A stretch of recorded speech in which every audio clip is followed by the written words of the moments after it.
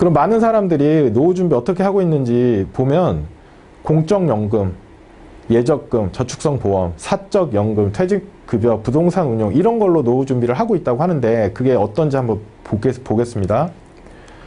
자, 첫 번째 공적연금은 국민연금, 공무원연금, 군인연금 이런 걸 공적연금이라고 하는데 국민연금을 대표적으로 보면 소득 대체율이 떨어지고 있어요. 무슨 말이냐면 앞에서도 얘기했던 저출산 고령화 때문에 국민연금 많이 안 들어와요. 그러면 재정이 악화되거든요. 재정이 악화되기 때문에 보험료를, 연금보험료를 줘야 되는데 그거를 내야 하는 연금보험료는 인상이 되고 받는 돈은 점점 줄어듭니다. 소득 대체율이 과거에 70%였는데 지금 점점 줄어들고 있어요. 60, 40? 그 다음에 어떻게 될지 몰라요. 왜냐하면 저출산 고령화가 한 번에 해결될 수가 없기 때문에 국민연금에 내 노후를 다 맡기는 건 너무 위험하다라는 걸 알고 계셔야 되고 예적금의 문제는 아까도 말씀드렸던 실질금리 마이너스가 가장 중요합니다. 돈을 불리는 게 아니라 작년에 똑같은 10,000원으로 우유를 10개를 샀다면 올해는 9개밖에 못 사는 게 실질금리 마이너스예요. 그리고 저축성보험 앞에서도 얘기를 했었지만 저축성보험은 잘 보셔야 되는데 이 자료는 제가 조사한 게 아니고 금감원에서 공표된 자료예요. 저축성보험을 가입하시게 되면 사업비가 차감된 금액이 적립됩니다. 오른쪽에 사례를 보시면 100만 원을 내가 넣었는데 저축보험에 사업비가 선공제 됩니다. 10만 원 정도가. 그럼 90만 원만 들어간 거죠. 그리고 보험사에서 얘기하는 공시이율은 시중 이자보다 더 높게 돼 있어요. 그래서 되게 좋다라고 생각을 하지만 90만 원에 공시이율이 적용되는 겁니다. 그래서 결국 1년 후에 잔고가 92만 원밖에 안 돼요. 난 100만 원 넣었는데. 그래서 저축성보험의 자료들을 보면 10년 정도 납입하면 플러스로 돌아간다 이렇게 돼 있어요. 이런 이유 때문에 그렇습니다. 그래서 저축성보험으로 노후 대비를 하는 건 위험하다라고 할 수 있고 매우 조심해야 한다라고 얘기할 수 있습니다. 그러면 공적연금만 믿을 수도 없고 예적금, 저축성보험을만 믿을 수도 없고 그 부동산 운용해서 노후 준비할 수 있는 사람 많지 않죠. 예. 자기 집 한 채 만들기도 어려운데 그렇다면 남은 게 사적연금과 퇴직급여인데 이거 어떻게 하는 거냐, 이게 뭐냐 설명을 드리겠습니다. 사적연금하고 퇴직급여가 있는데 말이 이제 어렵죠. 사적연금이란 건 개인연금을 말하는 거고 그 제도가 연금저축제도라는 게 현재 있는 겁니다. 우리나라에. 연금저축제도 안에 연금저축펀드, 연금저축보험, 연금저축신탁이 있는데 신탁은 지금은 이제 없어졌고요. 신규 가입이 안 되고 대부분의 분들이 연금저축보험에 가입하고 계실 거예요. 그리고 이렇게 가입하고 계신데 연금저축 자체는 굉장히 좋은 제도입니다. 일단 세액공제 되고요. 과세 이연 저율과세가 되는데 뒤에서 다시 설명드리고 퇴직급여로는 이제 개인형 퇴직연금 IRP라는 게 있습니다. 취업 중인 사람은 다 가입할 수가 있고요. 뒤에서 다시 한번 설명을 드리겠습니다. 연금저축의 특징을 보시면 먼저 세액공제인데 근로자가 총 금액이 5,500만 원 이하잖아요. 그러면 400만 원을 연금저축에 넣으시면 내년 연말정산에서 66만 원 공제받아요. 연말정산할 때 돈을 뱉어내시는 경우들 많죠. 그러면 66만 원 안 내도 되는 거고 만약에 더 세금을 많이 냈다면 공제를 받는 겁니다. 엄청 크지 않습니까? 400 넣고 66만 원 받으면 16.5%나 수익이 나는 거랑 동일한 효과가 됩니다. 그런데 이걸 모르고 안 하시는 분들이 아직도 많으세요. 두 번째 특징은 과세 이연입니다. 예금을 하시면 예금에 대해서 원천 징수세가 됩니다. 즉 15.4% 세금이 나가는 거예요. 여러분이 1억을 은행에 예금하셔가지고 1% 이자를 준다고 했을 때 1년 후에 받는 게 100만 원이 아닙니다. 15만 4천 원 뺀 84만 원 정도만 받거든요. 이자가 1%가 아니에요. 더 낮죠.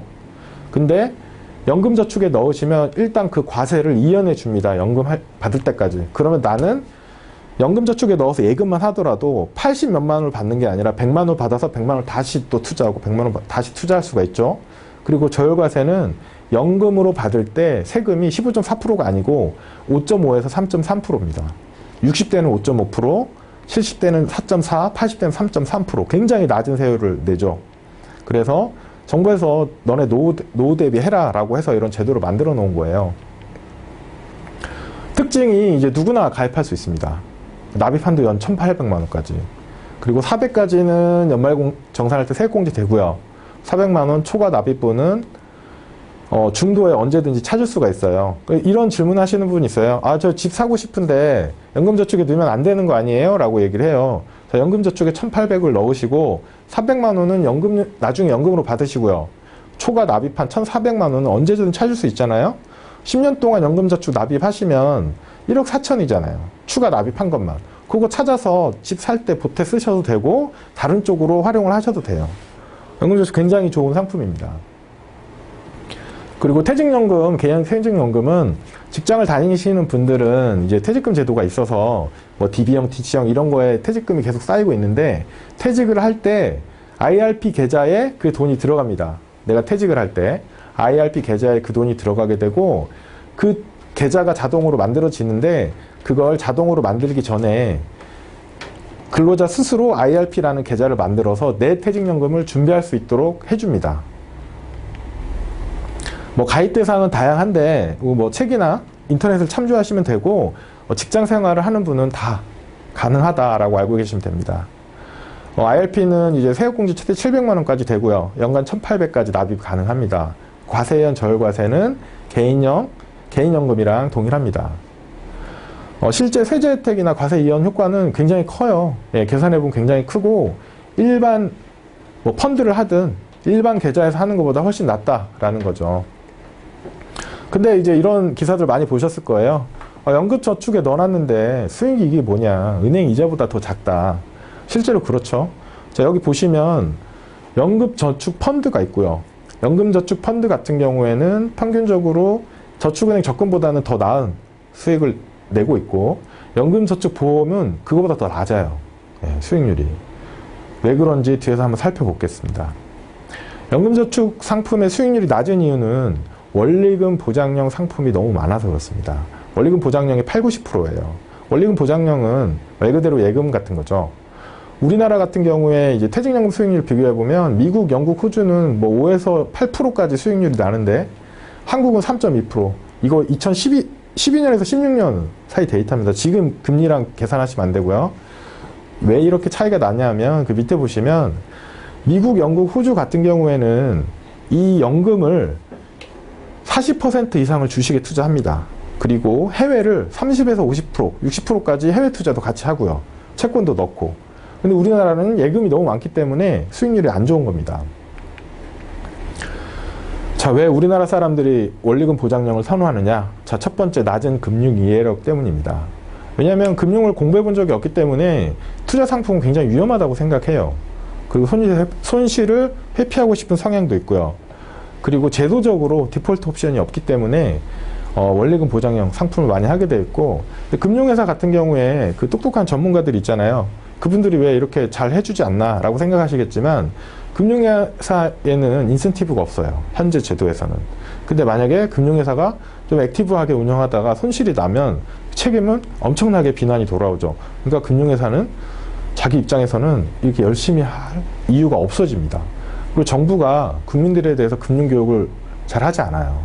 그리고 금융회사들을 위해서 인센티브 제도도 없기 때문에 다 관심이 없죠. 예, 개인, 회사, 정부 다 관심이 없습니다. 그래서 이렇게 되는 거죠. 자, 왜 투자로 수익률을 올려야 되느냐? 여기 보시면 이 사례는 연금저축에 연 400만 원, 즉 한 달에 33만 원씩 넣었을 때 30살에 시작해서 60세까지 운용하면 오른쪽에 제일 밑에 보시면 2%씩 수익이 났다고 치면 1억 6천이 모입니다. 그러면 약 13년 동안 한 달에 100만 원씩 연금 월세를 받을 수 있습니다. 근데 수익률을 4%, 6%, 8% 이렇게 올리게 되면 8%인 경우에는 4억 5천만 원의 연금이 준비가 됩니다. 38년 동안 연금 월세를 100만 원씩 받을 수 있어요. 많은 분들이 꼬마 빌딩 혹은 상가 이런 거 투자를 하는 거 좋아하시는데 월세 받으려고 하는 거잖아요. 꾸준히 월급이 들어왔으면 좋겠다 이런 건데 생각보다 상가나 빌딩 투자는 쉽지 않습니다. 그런데 연금은 이렇게 차곡차곡 준비를 하면 빌딩 못지않은 월세를 제공해 줄 수 있다라는 거고요. 자, 왜 8%냐? 그 뒤에서 다시 설명해 드릴게요. 그리고 연금을 일찍 시작해야 된다는 얘기를 많이 들으셨을 텐데 연금을 이제 똑같이 8% 수익이 난다고 쳤을 때 30세에 시작한 사람은 아까 말했듯이 4억 5천이 나오고요. 40세에 시작하신 분은 1억 8천이 나옵니다. 차이가 많이 나죠. 50세에 시작하면 5,700만 원밖에 안 돼요. 그렇죠. 단지 일찍 시작했기 때문에 이 왼쪽에 보시면 주황색 그래프가 급격하게 올라가잖아요. 이걸 더 빨리 시작하면 더 급격하게 올라가고 더 많은 돈이 모입니다. 자, 그러면 나 지금 50세인데 어떡하냐 이런 질문 하시는 분들이 있는데 50세에 시작해서 70세까지 연금을 부으시면 혹은 그 이상 하시면 가능하시죠. 근데 일단 빨리 하시는 게 유리하다라는 말씀을 드리겠습니다. 아, 저런 거 잘 모르겠고 그냥 대박 나면 되는 거 아니야? 라고 이제 생각하시는 분들이 많은데 왼쪽에 있는 그림은 유명한 물리학자죠. 천체 물리학자 뉴턴의 사례입니다. 뉴턴이 70대 후반 그렇게 유명하고 돈도 많이 벌었는데 남의 회사라는 사우스시라는 주식회사에 투자를 잘못해가지고 20억 원을 손실봤다고 합니다. 70대 후반에. 그리고 뉴턴이 그런 말 남겼죠. 천체의 움직임을 알 수 있으나 인간의 광기는 알 수 없다. 이런 얘기를 했었습니다. 그리고 비트코인 해보신 분들은 아실 거예요. 엄청나게 손실을 본 분들도 많죠. 그래서 너무 대박을 노리지 말아라. 왜냐하면 이런 버블은 계속 있었어요. 우리나라에만 있는 게 아니고 전 세계적으로 다 있었고 계속 반복됩니다. 그래서 투자하기가 어렵다라는 얘기들이 많이 나오죠. 자, 연금은 왜 자산 배분 투자가 필요하냐? 사실 이 그림을 보시면 파란색은 한국 주식이고요. 회색은 미국 주식입니다. 미국 주식이 한국 주식보다 성과가 안 좋죠?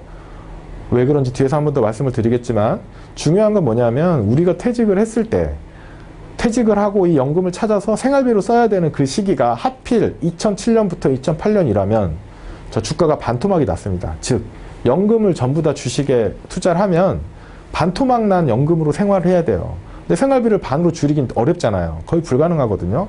그리고 2011년부터 16년을 보시면 우리나라 코스피가 횡보해요. 안 올라요. 안 오르는데 돈을 계속 찾아 써야 되는 상황이 발생합니다.